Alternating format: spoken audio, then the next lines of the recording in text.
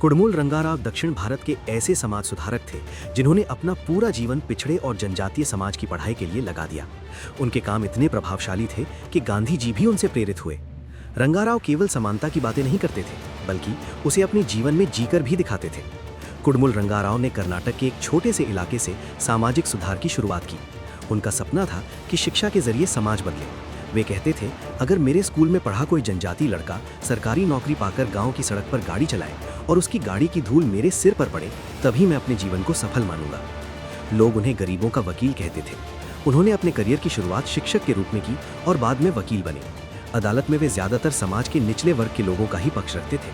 उनके लिए वकालत केवल पेशा नहीं थी, बल्कि सेवा थी। एक बार उन्होंने एक जनजातीय युवक को अदालत में नौकरी दिलाने की सिफारिश की। नौकरी तो मिल गई, लेकिन बाकी कर्मचारी उसके साथ काम करने को तैयार नहीं थे। इस पर एक अंग्रेज जज ने कहा, सिर्फ एक को नौकरी देने से समाज नहीं बदलेगा, पूरे समाज को शिक्षित करना होगा।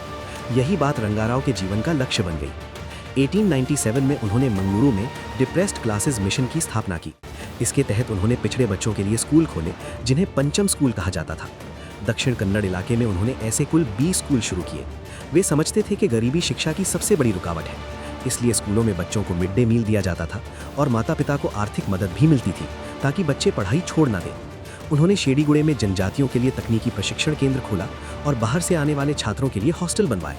समाज की रूढ़ियों को तोड़ते हुए उन्होंने अपनी विधवा बेटी का अंतरजातीय विवाह कराया और दिखाया कि असली सुधार काम से होता है। वे खुद बच्चों को नहलाते, उनके साथ खाना खाते और झोपड़ियों में रहते थे। 30 जनवरी 1928 को उनके निधन के दिन जनजातीय समाज के लोग ही उनकी अंतिम यात्रा में सबसे आगे थे। आज भी कुडमुल रंगाराव समानता और शिक्षा के प्रतीक माने जाते हैं।